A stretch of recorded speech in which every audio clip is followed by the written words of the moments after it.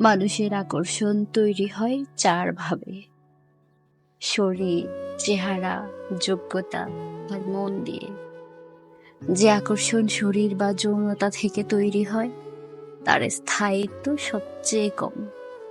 বেশ কিছুদিন তা পেলেই আর কোনো আকর্ষণ থাকে না। এরপর হলো চেহারা। এটার স্থায়িত্ব শরীরের আকর্ষণের চেয়ে বেশি। তবে চেহারা সুন্দর হলে আর সঙ্গী বিশ্বাসী হলে তার প্রতি আকর্ষণ থেকেই যায়। বেশিরভাগ আকর্ষণ এই চেহারা বা রূপ কেন্দ্রিক হয়ে থাকে। এরপরই টেকসই হলো যোগ্যতার আকর্ষণ। মানুষের যোগ্যতাও এক ধরনের সৌন্দর্য। যোগ্যতার জন্য যে আকর্ষণ তৈরি হয় তার স্থায়িত্ব হয় অনেক বেশি।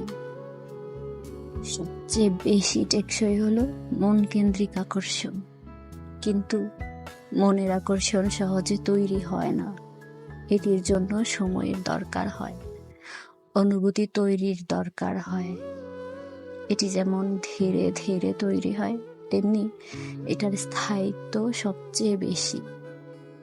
কিন্তু সব আকর্ষণই একসময় কমে যায়। কেউ স্বীকার করুক বা না করুক, এটাই বাস্তবতা। তবে এর সাথে সাথে সময়ের প্রেক্ষিতে ব্যালেন্সও তৈরি হয়ে যায়।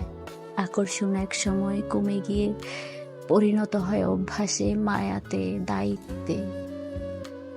সেই অভ্যাসের কারণে, মায়ার কারণে, দায়িত্বের কারণে দুজন মানুষ বাকি জীবন একসাথে পার করে অবলীলায়।